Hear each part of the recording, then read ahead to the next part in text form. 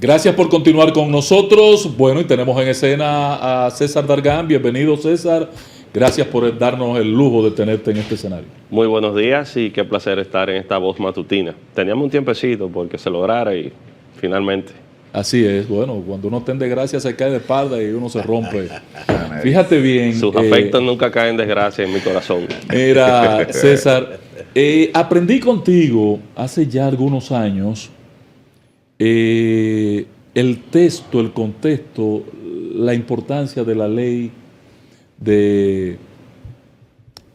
Alianza público. No, ese fue otro tema, que también fue una iniciativa del sector privado de responsabilidad fiscal. Me refiero a la ley ya una realidad, después de mucho tiempo en que el empresariado dominicano demandaba que se aprobara esta ley. ¿Está satisfecho el sector privado con ese caramelito que le parece envenenado que le dio el gobierno de la ley de responsabilidad fiscal? Mira, es parte de una tendencia. Muchos países están enmarcándose en algún tipo de disciplina que permita controlar los niveles de deuda que tiene el Estado en función de los ingresos que pueda tener. Yo creo que deuda y gastos. Deudas y gastos, porque la realidad de muchas de nuestras economías es que se han disparado los niveles de gasto sin contar necesariamente con los ingresos suficientes, y eso genera una situación bastante delicada. En nuestro caso, precisamente es eso, son parámetros, son métricas, hay mucho que ver a futuro en su implementación, porque al final del día tú dices, bueno, ¿qué ocurre si no se cumple con los parámetros establecidos en la ley? Pero lo que hemos visto es una intención de que sí se implemente, y este es uno de los elementos que inclusive mandaba nuestra propia Estrategia Nacional de Desarrollo. O sea que... No, en un momento determinado ustedes condicionaban la implementación de una reforma fiscal a que se aprobara una ley de responsabilidad fiscal.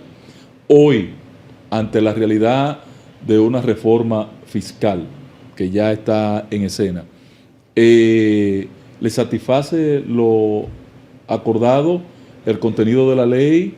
¿Crees que realmente disciplinará al gobierno dominicano? Yo creo que, y siendo coherente, lo que siempre hemos hecho es enmarcar esta discusión dentro de la integridad y dentro de la transversalidad que debe tener. Abordar el tema fiscal efectivamente conlleva muchos elementos. De lo contrario, estaríamos hablando puramente de una reforma tributaria que buscaría incluir más impuestos. Nosotros aquí lo que hemos planteado en todo momento es, de manera integral, de manera balanceada, veamos cuál es la situación del gasto, cómo podemos aumentar la calidad del gasto, no necesariamente reducirlo. Nosotros entendemos que el Estado debe tener los recursos precisamente para poder satisfacer las necesidades que tiene la población. Pero veamos el tema del gasto, veamos el tema de los egresos, veamos por otra parte también el tema de los ingresos, y dentro de ese conjunto de temas que tienen que ser vistos simultáneos, este es uno de ellos. La eficientización del Estado, el tamaño, porque estamos convencidos de que el Estado debe ser tan grande como sea necesario y tan pequeño como sea posible, que nadie le discuta su rol de regulador, de autoridad, de facilitador. Sin embargo, que en lo más mínimo, en el pleno siglo XXI, debe seguir haciendo acciones que son propias del mercado. Entonces, esto es uno de los elementos que debe ser visto para tener esta integralidad. Pero en el caso del presupuesto presentado ayer, no sé si tuviste la oportunidad de acariciarlo, de pasar un par de páginas. Yo no lo he visto entero, solamente he visto la parte introductoria. Claro. Pero me llamó la atención, César, que las recaudaciones proyectadas ya ascienden a un 15.3% del Producto Interno Bruto. Y para mí la meta ya está fácil. No estamos lejos de llegar a la meta de un 18 o de un 17. ¿Cuál es la perspectiva desde el sector empresarial? ¿Cuál debe ser la proyección, el alcance de una reforma fiscal? Amén de la reducción de gasto, la reducción de exenciones, la reducción que pueda hacer el gobierno por la vía que sea. ¿A qué debe aspirar el gobierno en monto para hacer estable la economía dominicana sin este tipo de sobresaltos de tener permanentemente un déficit? Yo creo que este tema que está tan en el tapete ahora mismo, debemos aterrizarlo un poco y que todo el mundo lo entienda. Aterrizarlo 100%, aterrizarlo, porque hablar en la función del Producto Interno Bruto y toda esta macroeconomía y los grandes números a veces no se entiende. Cuando nosotros abordamos el tema fiscal, de lo que estamos hablando es de las finanzas públicas. Si fuera en su casa, es cuánto usted está ganando y cuánto usted está gastando. Puede que un mes usted gaste más de lo que gana y usted va a un banco y coge un préstamo. O puede que usted diga, mira, el nivel de vida que yo estoy llevando no va acorde a los ingresos que yo tengo y usted haga los ajustes que tiene que hacer. Eso que es algo doméstico, usted lo traspola a la cuestión pública y es la situación que tenemos. El presupuesto que se está presentando es un presupuesto muy parecido al del año pasado y que sigue la misma tendencia de los presupuestos de años anteriores. Y en nuestra realidad, nosotros como tenemos es un presupuesto que proyecta ingresos que andan alrededor de un 17% del Producto Interno Bruto y, es decir, qué va a entrar, cuántos son los recursos que va a tener y, por otra parte, egresos, el gasto, que son de alrededor del 20% del Producto Interno Bruto. Entonces, de entrada, no hay que ser científico para entender que si usted le entran 17 y usted gasta 20, al principio del año ya usted tiene un déficit de un 3%. Y ese 3% que a usted le falta, lo tiene que buscar en algún sitio. Y por eso aumenta el endeudamiento y por eso año tras año los números están en rojo. Si a eso se le suma una deuda de ya casi 20 años que tiene el Estado con el propio Banco Central, que es alrededor de un 2%, entonces todos los años el déficit 5%. De la República Dominicana es de un 5%. ¿Qué sucede? Cuando nosotros hacemos una radiografía del ingreso, de dónde vienen los recursos, nos damos cuenta de que el 85% del total de esos ingresos son impuestos. Y lo otro, efectivamente, son ingresos extraordinarios que tiene el Estado. Por ejemplo, renegocia con Aerodom, renegocia con Barrick, hay un avance del sector financiero de los bancos, hay una venta de activos, esos son ingresos adicionales que permiten compensar un poco. Y por otra parte, en el tema del gasto, lo que hemos visto es que después de la pandemia el gasto se ha disparado en 3 puntos, pero lo que ha aumentado es el gasto de corriente, la nómina, los subsidios, la operación del Estado, el costo. Sin embargo, se ha reducido el gasto de capital a un 2% del Producto Interno Bruto. Entonces nosotros estamos ahora mismo en el momento más bajo, uno de los momentos más bajos de gasto de capital, y eso representa un constreñimiento para el gobierno. Párate ahí antes de que mis compañeros intervengan, que perdónenme nada más para hacer este acotamiento. Cuando he visto la reacción del gobierno sobre la necesidad de recursos, ellos te hablan de que van a buscar 110.000 millones por un lado y otros 110.000 en reducción de gasto. Uno de impuestos nuevos o de mejora de la recaudación y otros en reducción de... Pero tú diste en la diana. Calificas en un 5% lo que es el déficit real. Pero, ¿y cómo vamos a incrementar la inversión? Si además de cubrir el déficit, no buscas dinero para aumentar la inversión, ¿cómo se cuadra? Porque al final, sin inversión de capital, el país no va a despegar en función de la demanda que tiene nuestra sociedad en la tercera década del siglo XXI. Y por eso en el comentario lo que trataba era precisamente de reconocer esa realidad, porque el gobierno la ha planteado y yo creo que objetivamente no hay forma de rebatirla, de que la delicadeza, la situación delicada en que están las finanzas públicas amerita precisamente a introducir una serie de cambios. Ahora, ¿qué sucede? En el año 2021 el gobierno dominicano intentó hacer un proceso de reforma que luego fue dejado sin efecto. En aquel momento las estimaciones de gasto eran alrededor de un 5% del Producto Interno Bruto.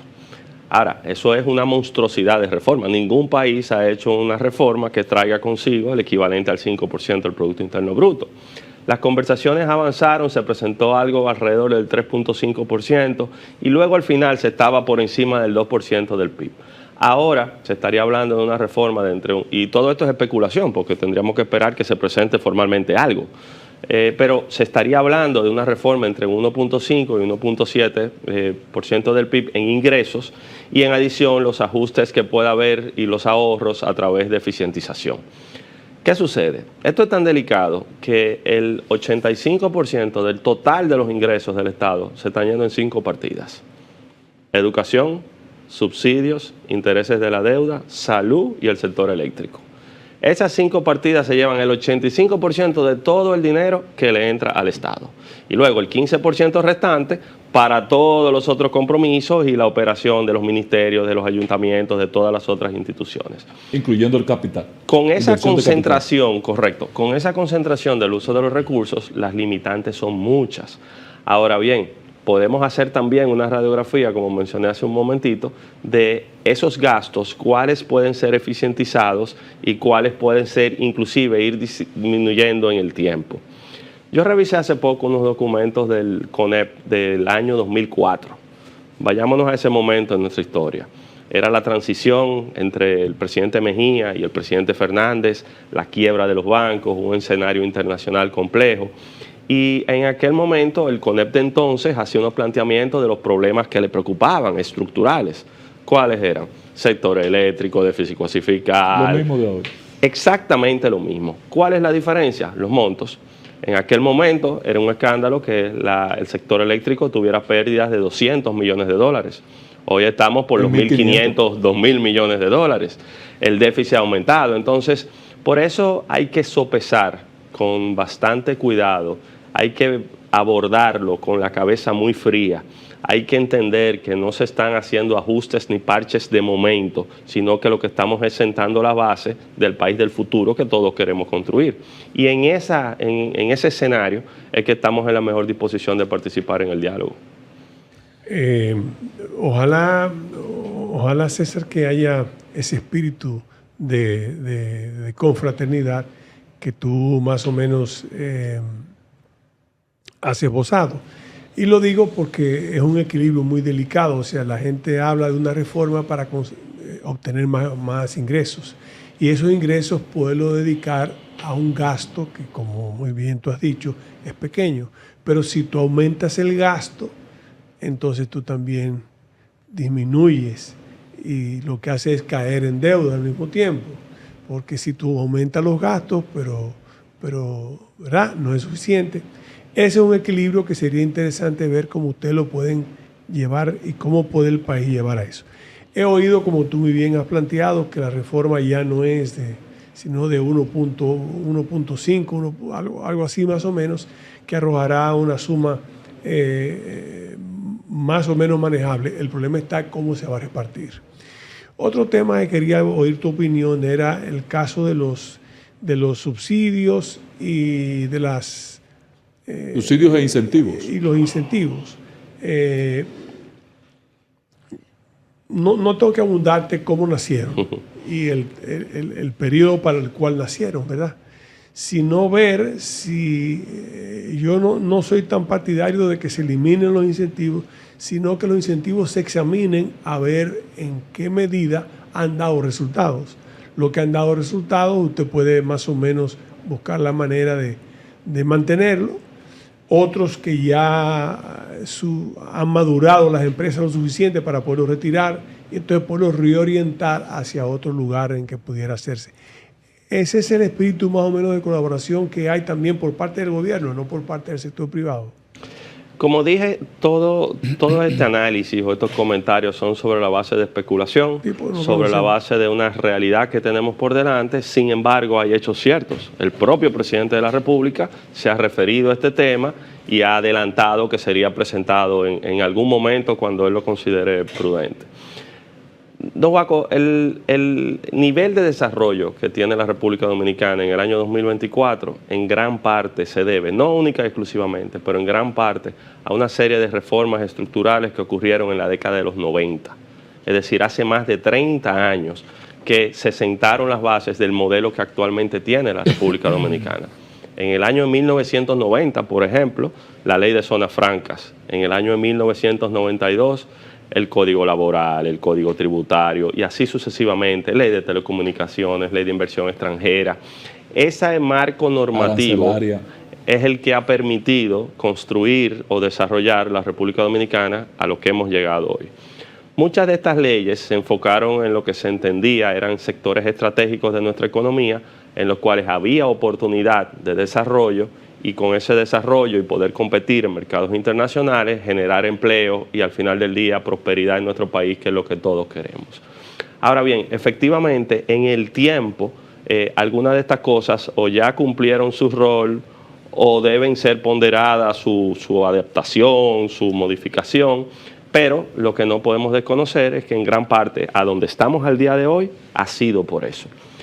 Hay también en la antesala de la discusión formal de una posible reforma que ir desmitificando una serie de situaciones que a veces en la opinión pública se pueden tergiversar de la realidad. ¿A qué me refiero?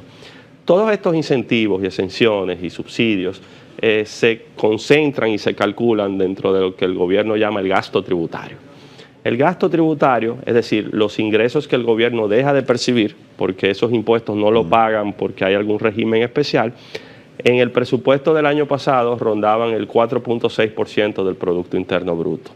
Ahora bien, cuando nosotros lo desglosamos y vemos el detalle, nos damos cuenta de cuál es la composición y qué es lo que realmente representa cada uno de estos regímenes. Yo empiezo, por ejemplo, con zona franca. Zona franca es apenas un 0.5% del Producto Interno Bruto y del total del gasto tributario es un 11%. Ahora bien, zona franca al día de hoy representa 200.000 empleos, el 60% de nuestras exportaciones, un área importante de inversión. Entonces, en eso que usted mismo adelantaba de un análisis costo-beneficio, hay que ver qué está haciendo otros países, qué debemos hacer nosotros para eso llevarlo precisamente a otro nivel. Pero cuando nosotros vamos bajando en la escalera nos encontramos, por ejemplo, con el turismo. El turismo, el total de los incentivos es apenas un 0.2% del PIB y del total del gasto tributario un 3.7% del PIB. Cuando nosotros vemos, por ejemplo, los incentivos al cine, que es un sector innovador bastante reciente, 0.1% del PIB, 1.7% del total del gasto. Proindustria, no llega al 1% y apenas 0.8% del total. Estos números a veces pueden confundir, pero el mensaje que yo quisiera transmitir es que no es tan sencillo como que el problema, la situación fiscal de la República Dominicana se debe a los incentivos que se dan a determinados sectores. Y así como no es así, tampoco es que permanezca intacto. Ahora bien, que el abordaje sea lo suficientemente mesurado, lo suficientemente ponderado, lo suficientemente profundizado para ver qué funciona y qué no funciona y cómo podemos seguir desarrollando nuestro país. Pero ¿no podrías tú establecer una diferenciación entre esos conceptos que tú acabas de esbozarse sectorialmente como incentivos versus exenciones fiscales? ¿Cómo así? Bueno, porque una cosa es que yo incentive el cine, otra como zona franca que tú has referido, o el sector proindustria, y otra es que yo tenga una cartera abierta de exoneración de combustible. Ah, no, claro. Yo tengo una cartera abierta para exoneración de una serie de productos, insumos y que no tiene sentido. ¿Qué vamos a hacer, por ejemplo, con la zona fronteriza?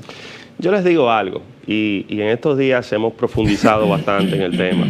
Imaginemos un escenario sin reforma, es decir, no se amplía la base de ningún impuesto, no se aumentan las tasas, lo que tenemos al día de hoy. Yo no sé si ustedes saben que República Dominicana, por cada peso que puede percibir de cobro del ITEVIS, apenas está cobrando 34 centavos. Sí. 18 centavos no los está cobrando porque tienen algún tipo de régimen especial, como los que le mencioné. Pero 47 centavos no se están cobrando por evasión, informalidad, competencia desleal, comercio ilícito. Y eso nos coloca dentro de los 23 países de la región, medidos por el Centro Interamericano de Administración Tributaria, como el peor país de la región en eficiencia recaudatoria. ¿Por qué esto es un mensaje importante? Porque si bien es cierto, la discusión girará en torno a los temas tributarios, cuáles son los impuestos, cuánto yo pago, cuánto... No podemos dejar de lado el tema de la eficiencia, porque al final del día, la media de la región es 55 centavos. O sea, no estoy diciendo que nosotros de repente el peso que tengamos que cobrar lo vamos a cobrar entero. Hay muchos temas estructurales en nuestra economía que no lo permitirán. Y el tema de la informalidad es difícil de superar. Pero solamente alcanzar al menos la media de la región, de los 34 que tenemos ahora a 55 que podríamos estar como el resto de los países de la región, podría representar más de 200.000 millones de pesos. Entonces, en la eficiencia hay una grandiosa oportunidad que queremos seguir colaborando también con las autoridades en que sigan fortaleciendo los mecanismos correspondientes. Cuando yo vengo en mi formación, yo vengo formado de que el Estado emanaba las políticas públicas y las políticas económicas, pero con los cambios que se han venido dando, veo como si fueran los hombres de la empresa los que regularan al Estado en vez del Estado regularlo a ellos. Y te veo explicar de manera detallada todo esto, todos estos renglones de la economía, cómo se van dando, cómo el Estado de alguna manera, como hasta me da la ganancia, hasta si se quiere, sinvergüenzamente, maneja ciertos temas como el aburtamiento de las nóminas y ese tipo de cosas. Y como que no encaja lo que tú explicas con lo que son las políticas que se emanan del Estado. Como que son ustedes realmente los que están dirigiendo al Estado por dónde debe ir en asuntos económicos. No, en lo más absoluto. De hecho, hace un momento, cuando referí cuál era la visión del Estado, enfaticé en que vemos un Estado fuerte, un Estado regulador, un Estado autoridad, un Estado facilitador, y eso debe estar llamado a ser así. Lo que queremos, pero no es lo que se está dando. Lo que pasa es que muchas veces nos concentramos en el patio y nos olvidamos de lo que pasa en el vecindario. Lo que hoy puede exhibir la República Dominicana al resto del mundo es único. Somos el único país en nuestra región que ha tenido estabilidad política con gobiernos, transiciones pacíficas. A partir del año de 1966, una nueva etapa de nuestra democracia, crecimiento económico inclusivo, porque la mayoría de los indicadores señalan cómo esto ha ido fomentando y generando desarrollo y paz social. Esos tres elementos, estabilidad política, desarrollo económico y paz social, no se encuentran en ningún otro país de la región. Poner en cuestionamiento el rol del Estado sería un error manifiesto por parte de cualquier sector.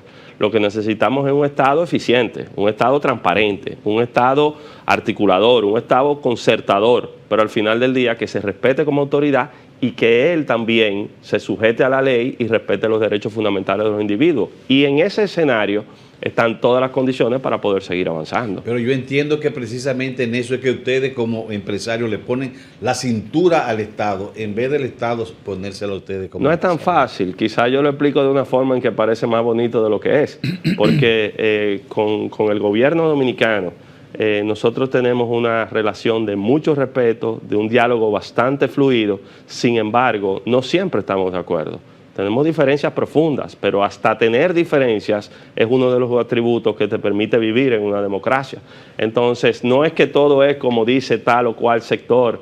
El diálogo constante con el sector sindical, con la sociedad civil, con los partidos políticos más allá del gobierno, con la oposición, aunque hoy sean minoría, pero son parte fundamental de nuestro sistema, es lo que permite que este tipo de cosas avancen. Entonces, no creo que es que se le trace una agenda al Estado, no creo que haya algún condicionamiento con el gobierno, sino más bien esos equilibrios de una sociedad moderna en donde no es vencer, sino es convencer.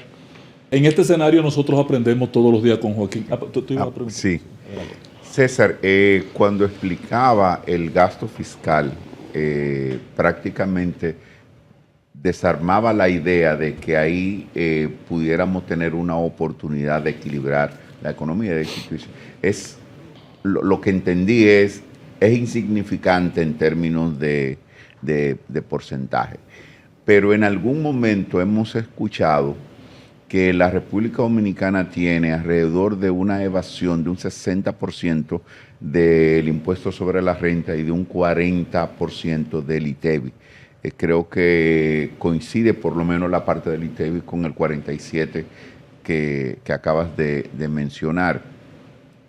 Pero el sector empresarial, industrial, no se muestra dispuesto a renunciar a beneficio cuando en un momento determinado estamos hablando de que todo el mundo tiene que sacrificarse.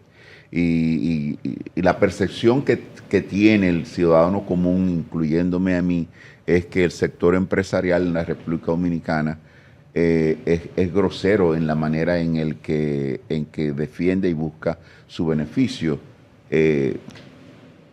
Yo respeto esa apreciación. Así como hacía referencia al tema de la eficiencia recaudatoria, específicamente con el ITEVI, puedo hacer referencia al mismo estudio del Centro Interamericano de Administración Tributaria de mayo de este año, en que en impuestos sobre la renta a personas morales, a empresas, de cada peso que se puede cobrar, se están cobrando 62 centavos. Hay 12 centavos que no se cobran por algún régimen especial de los que mencionamos, y la parte del potencial recaudador es de un 26 centavos adicionales, que sí son parte de informalidad, de evasión, de todo esto. Digo esto porque al final del día el tema de la evasión, el tema del comercio ilícito, tienen que estar sobre la mesa y tienen que verse. Yo no creo, evidentemente, cuando hablamos del tema fiscal y sin darle mucha vuelta, caemos en el tema tributario, en los impuestos, nadie quiere pagar impuestos. ¿Quién quiere pagar impuestos?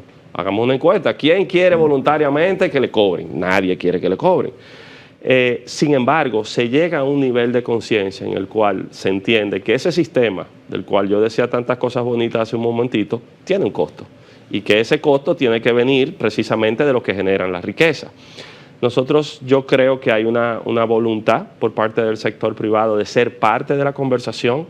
Nadie está aferrado a nada. Sin embargo, una conversación que debe ser objetiva y ver el por qué, o tú desmontas lo que hay, o tú introduces algo diferente, cuál es el planteamiento y el razonamiento.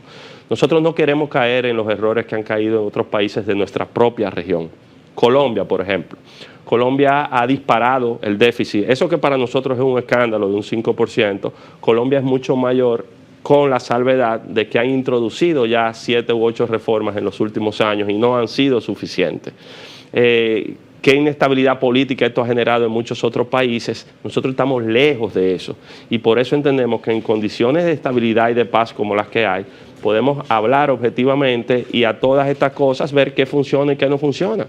Ningún subsidio debe ser permanente, ninguno. No solamente lo que se den a las empresas o a los sectores para desarrollarse, sino inclusive los subsidios que se le dan a los quintiles más pobres, porque la aspiración debe ser que haya algún nivel de superación y que en algún momento no se necesite.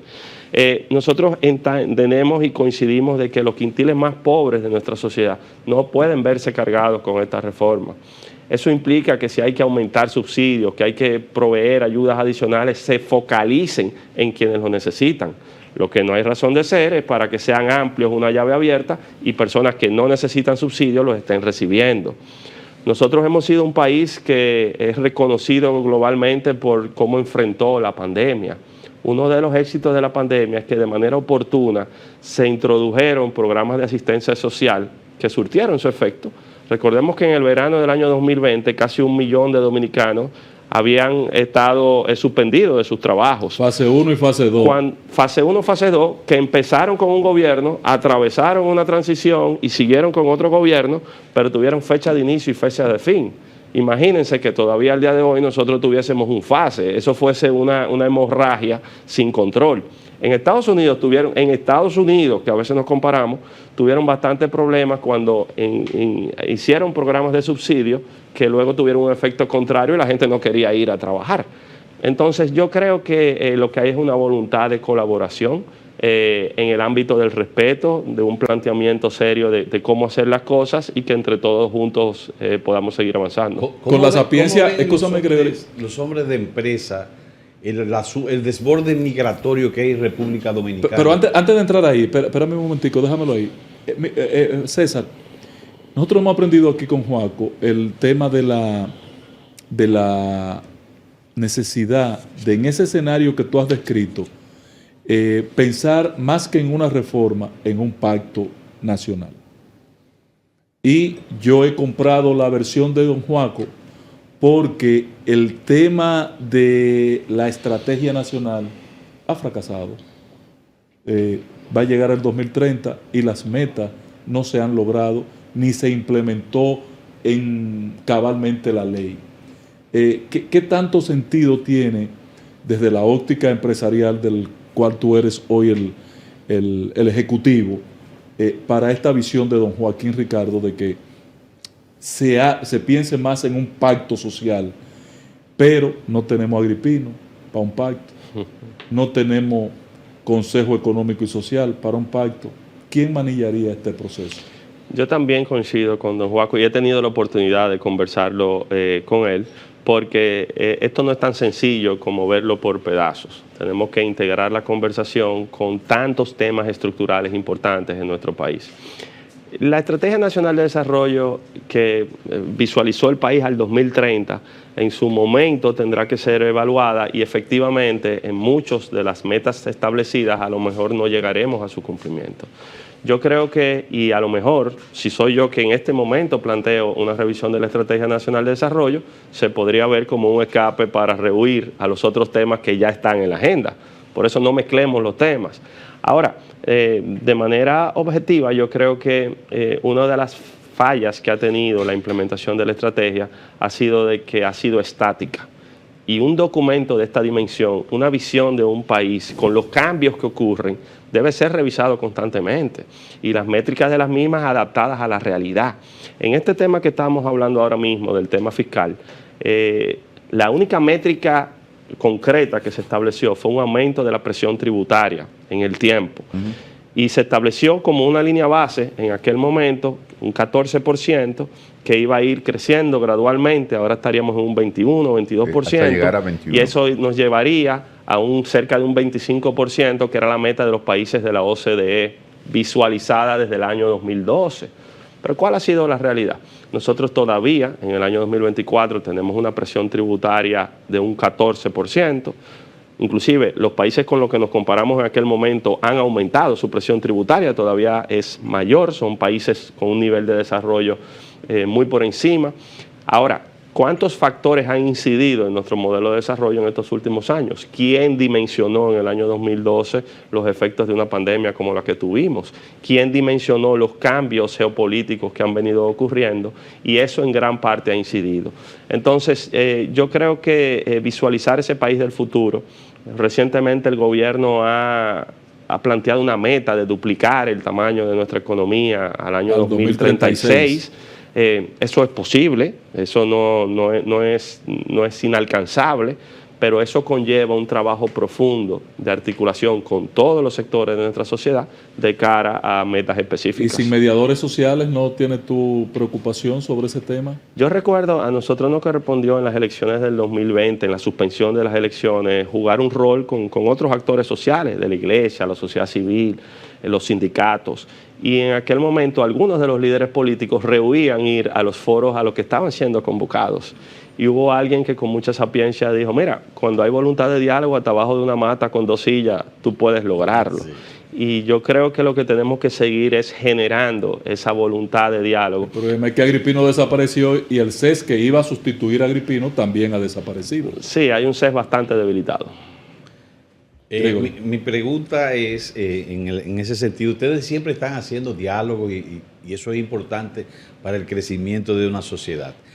Y te preguntaba que el pensamiento de ustedes como sector empresarial, con el desborde que tenemos de la migración aquí en República Dominicana y lo lastimoso que eso resulta para los empleados dominicanos, para los obreros dominicanos, para los trabajadores. Y para la carga económica del Estado. Y para la carga económica del Estado, sobre todo en salud, educación y mucho más.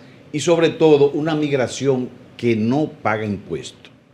Y por otro lado, y en ese mismo sentido, también la incursión de manera agresiva del mercado chino en República Dominicana. ¿Cómo ustedes visualizan eso? El tema migratorio no tiene espacio para medias tintas, es aplicar la ley, como ocurre en todos los países. De hecho, la propia ley de la República Dominicana, la Ley General de Migración, si bien es cierto tiene oportunidades de mejora y puede ser perfeccionada, no menos cierto es que contiene las atribuciones correspondientes para que en nuestro país tengamos orden. Aquí lo que tenemos que aplicar la ley sin excepción. Y muchas veces se señala de que el tema migratorio es fomentado, protegido o encubierto por el sector empresarial. Y eso no es así. El planteamiento frontal es que se aplique la ley. Ahora bien, reconozcamos las realidades de nuestra economía y en un mercado regulado respondamos y traigamos respuestas a esas realidades.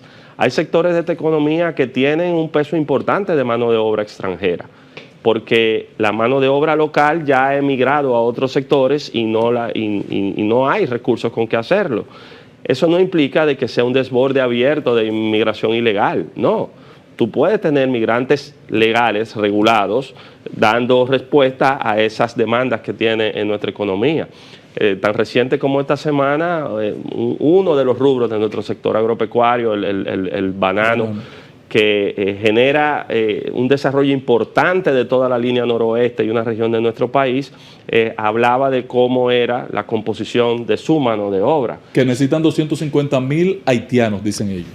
Si nosotros vemos, por ejemplo, en el sector construcción, lo que digo es que en cualquiera de esos sectores lo que no tiene justificación alguna es ser permisivos con la inmigración ilegal, en lo más mínimo.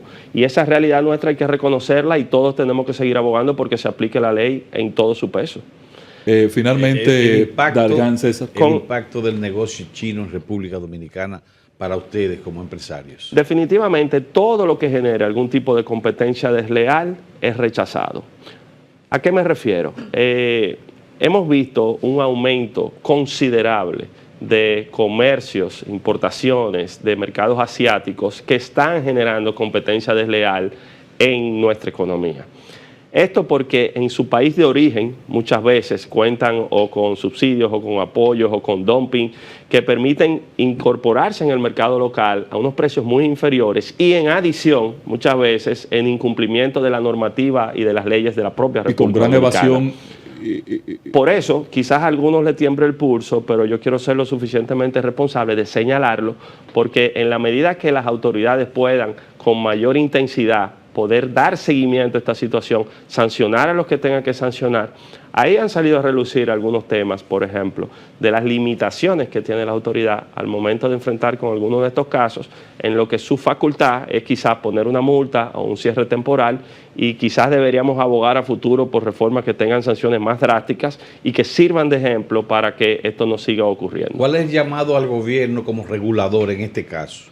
Para no destruir la empresa nacional. Poner atención a este tema, porque ya ni siquiera es un tema de las grandes ciudades. Uno va a cualquier pueblo de este país y el crecimiento que han tenido en tamaño de construcción, en incidencia en lo que está ocurriendo, cuando tú comparas los precios, cuando tú comparas si pagan o no pagan impuestos. Han quebrado todo el comercio local. No. Entonces, este es un tema al cual hay que ponerle atención. Han habido intentos importantes, pero es un tema al cual no podemos bajar la guardia, porque ha sido, igual que otros, una tendencia en toda nuestra región y han tenido éxito aquellos países que lo han enfrentado con mayor firmeza. Pero finalmente, César... Perdón, antes de... ¿Cómo un extranjero llega a la República Dominicana, instala una... Fraudes en aduana. Una venta, una tienda de vender electrodomésticos, vender Entraron ropa por aduana o vender comida, y las autoridades dominicanas no se enteran. Y no contratan inmigrantes ilegales. Pero que no se enteran que entró el furgón. Pero es más complicado de ahí. Yo creo que, y hemos hecho un levantamiento de cuántas instituciones oficiales tienen incidencia en este tema. Entonces se necesita una articulación entre varias, no puedo señalar una. Hay varias instituciones que tienen relevancia en este tema y una articulación constante. ¿La unificación de impuesto interno y de aduana podría ser beneficioso en ese punto? No entiendo, lo he visto en la prensa, no creo que es algo... no he visto una propuesta formal, y como muchas otras unificaciones, lo que tenemos que abogar es por eficiencia y por un uso racional de los recursos. Finalmente, patrón, yo no veo como una reforma fiscal. No se socializa con los empresarios y él solamente lo ve por la prensa. No entiendo. Todo lo vemos por la prensa. Están filtrando algunas cosas en una política de ablandamiento, incluyéndolo a ellos, que tengo un informe. No entiendo eso. Oiga, patrón, anóteme ahí para que después me llame. O le diga a Celso Juan que me ha sacado los pies. Yo creo que tú has incidido para que Celso Juan me saque los pies. Mira, le van a dar la madre a los empresarios ahora con esta reforma. Oigan lo que estoy diciendo. Ustedes lo van a ver. Mire, patrón. madre a los consumidores. No, pero que este Mire, gobierno... patrón, la reforma laboral, ¿tiene algún nivel de importancia? ¿Ustedes han estado conteste a esta exposición que uno no sabe de qué trata tampoco, aunque ya ha sido formalmente La anunciada? ensalada de las Yo vi con mucha atención la comparecencia de mi gran amigo Pepe Abreu aquí hace apenas unos días. Yo creo que él esbozó algunos conceptos. Yo aprendo mucho de Pepe. Y yo De también, hecho, papá. Maestro, hemos desarrollado una amistad importante tanto con Pepe, con Gabriel, con Jacobo y con todos los que Tú me conforman la... mencionas a Ricardo de los Santos, ¿y qué vaina? ¿Es enemigo de ustedes? Lo que pasa es que ya Ricardo está en otro rol No, que está haciendo con mucho éxito. Él es socio de ustedes. Socio Ricardo se ha no, metido colaborador. a socio de los empresarios. Ahora, en Ese defensa camionero de en su- Ricardo de los Santos, en su rol sindicalista, tengo que reconocer que lo que Fenatrado ha vivido y la transformación que ha sido extraordinaria. parte a partir de su gestión merece un reconocimiento. Y en esa parte estamos completamente de acuerdo. Lo que digo es que vi con mucha atención la comparecencia de Pepe y aprendo siempre de él, porque en la mayoría de los temas él hablaba en lo que tenían que reconocer el sector empresarial. Y le digo algo, nosotros hemos insistido y seguimos insistiendo con un proceso de reforma laboral integral. El Código Laboral de la República Dominicana del año de 1992 ha quedado desfasado. Reguló un país en un mundo que ya no existe. Y todas las nuevas modalidades, todas las mejoras que pueden servir a los procedimientos y muchos temas, evidentemente tienen que ser recogidas en esto. El propio sector sindical muchas veces ha dicho, mire, nosotros estamos en el diálogo tripartito porque ustedes están insistiendo, pero si es por nosotros que permanezca todo tal y cual como está. Sí, la cesantía. Y lo vi aquí en este programa, y dicen, los empresarios deberían, sí, nosotros reconocemos avances importantes. Ahora bien, hay temas pendientes. Hay temas pendientes que entendemos que hay también espacio para que logremos acuerdos y que no podemos aferrarnos al pasado, no podemos ir en contra de derechos adquiridos, no podemos generar condiciones adversas en nuestro mercado, pero sí de manera conjunta buscar soluciones que permitan mayor nivel En de esas medidas competitividad. pendientes estaría modificar el 80-20, por ejemplo, para llevarlo a un punto real, por lo menos sectorialmente. Nosotros estamos abiertos a todos los puntos que se planteen. Si hay que modificar el 80-20 porque se ha demostrado que algún tema hay que revisar lo que se haga, si hay que ponerlo más estricto que se haga, lo que hemos tratado de llevar a la mesa son propuestas fundamentadas dentro del marco legal y dentro de la lógica que puedan ser ponderadas. Mantener la cesantía es algo en lo que ustedes estarían también dispuestos a... Nosotros entendemos que el modelo actual de la cesantía de la República Dominicana resta competitividad. Nosotros estamos convencidos de que no se puede eliminar, y coincido ahí con lo que decía Pepe hace algunos días, porque de hecho tenemos un desarrollo en paralelo de un sistema de seguridad social que tiene un camino por recorrer, pero entendemos que sin eliminar la cesantía, su adecuación, hay múltiples opciones sobre la mesa que pueden ser ponderadas y que pueden ser mutuamente beneficiosas, tanto para trabajadores como para empresas. No solamente visto desde el costo que genera este pasivo para una empresa, sino también en cómo muchas veces el propio trabajador no recibe lo que le corresponde por un sistema perverso, por procesos complicados, por informalidad, y que al final del día no trae ningún beneficio. Entonces yo creo que hay oportunidades de adecuar nuestro modelo de cesantía a los estándares de muchos otros países en el mundo. Gracias, César. Patrón, este espacio es suyo. Yo espero que nos acompañe con más recurrencia y en particular que asumamos el compromiso de que inmediatamente se haga pública, que parece ser en las próximas horas, la reforma fiscal nos dé su orientación. Pero yo creo que él, como yo pensé Ricardo que de él iba a los hablar un Santos... poquito de los 30 minutos donde Pepe no estuvo, que ellos estuvieron con el presidente. Mire, Ay, sí, qué dura tuvo esa. patrón, recomiéndele que así como Ricardo de los Santos se fue del sindicalismo... El Lula da Silva dominicano. Exacto, que él debe volver a la política. Sí, sí, lo vamos a reconquistar. De esos 30 minutos. Aquí hace no falta un estuvo liderazgo y César tiene todas las condiciones.